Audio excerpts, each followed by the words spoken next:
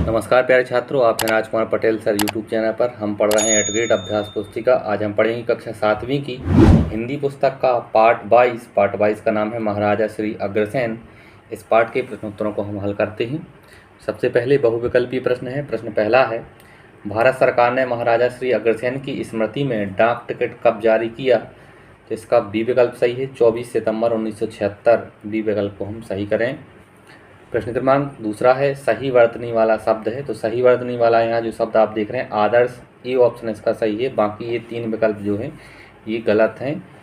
A option इसका सही है। प्रश्न क्रमांक तीसरा है, महाराजा अग्रसेन ने नगर बसाया।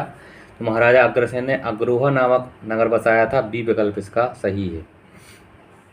प्रश्न चौथा है, लकीर के फकीर होना मुहावरे का अर्थ होगा। इस मुहावरे का अर्थ होता है अंधविश्वासी होना। ए ऑप्शन को हम सही करेंगे। प्रश्न क्रमांक 5वां है, महाराजा अग्रसेन बचपन से ही बड़े आज्ञाकारी एवं कुशाग्र बुद्धि के थे। रेखांकित शब्द का आशय कौन सा वाक्य प्रदर्शित कर रहा है? यहाँ हमें आज्ञाकारी शब्द का आशय बताना है। तो ई विकल्प में आप देखें, रमेश अपने बड़ों की आज्ञा मानता है। ये विकल्प को हम सही करेंगे। आगे ही नीचे दिए गए शब्दों में से उचित शब्द चुनकर रिक्त स्थानों की पूर्ति कीजिए। यहाँ कुछ शब्द दिए हैं, इन शब्दों की सहायता से हमें खालिस्तानों को भरना है। प्रश्न 6वां है, देवभूमि भारत को खालिस्तान की क्रीड़ा स्थली कहा जाता है। यहाँ भरेंगे हम अवतारों की क्रीड़ा स्थली कहा जाता है। प्रश्न क्रमांक 7वां है, महाराजा अग्रसेन खालिस्तान की प्रथम प्रणेता थे। यहाँ लिखेंगे हम समाजवाद। 8वां प्रश्न है, ऊंच नीच और जाति पाति में कोई भेदभाव ना था। वाक्य में रेखांकित शब्दों में खालिस्तान चिन्ह का उपयोग हुआ है। तो यहाँ जाति पाति और ऊंच नीच में योजक चिन्ह का उपयोग हुआ है। खालिस्तान में लिखेंगे हम योजक। 9वां प्रश्न है, परोपकार शब्द में खालिस्तान प्रत्यय लगा हुआ है। तो परोपकार में उपकार जो है वो प्रत्यय लगा हुआ है। 10वां प्रश्न है, यदि हम किसी को जीवन दान नहीं दे सकते तो हमें किसी की खालिस्तान हरने का अधिकार नहीं है। इस खालिस्तान में लिखेंगे हम प्राण।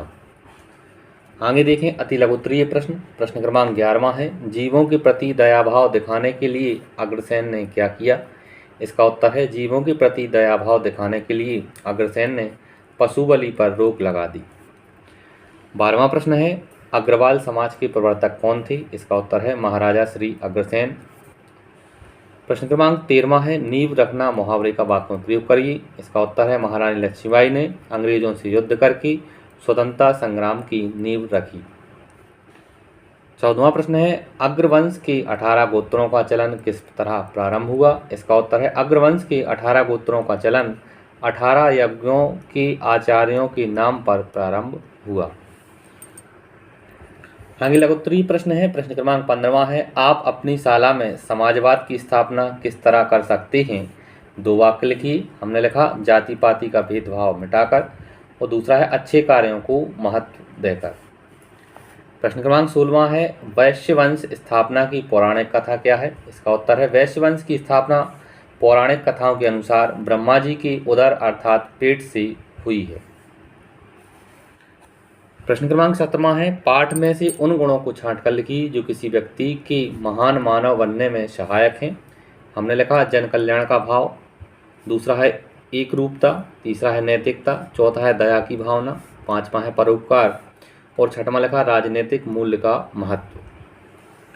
18वां प्रश्न है, महाराजा अग्रसेन की स्मृति को जीवित रखने के लिए विभिन्न सरकारों द्वारा किए गए प्रयासों को लिखिए।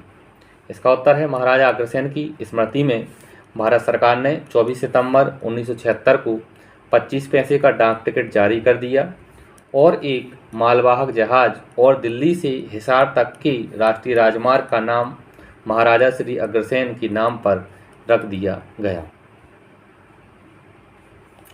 आगे देखें दीर्घोत्तरीय प्रश्न है। प्रश्न क्रमांक 19वां है, महाराजा अग्रसेन का जीवन परिचय अपने शब्दों में 8 से 10 वाक्यों में लिखिए। इसका उत्तर हमने लिखा है, महाराजा अग्रसेन व्यापारियों के शहर अग्रोहा के एक महान भारतीय राजा थे। महाराजा अग्रसेन का जन्म क्षत्रिय कुल में हुआ था। महाराजा अग्रसेन एक पौराणिक समाजवाद के प्रवर्तक, युग पुरुष, राम राज्य के समर्थक एवं महादानी एवं समाजवाद के प्रथम प्रणेता थे। वे अग्रोदय नामक गणराज्य के महाराजा थे जिसकी राजधानी अग्रोहा थी।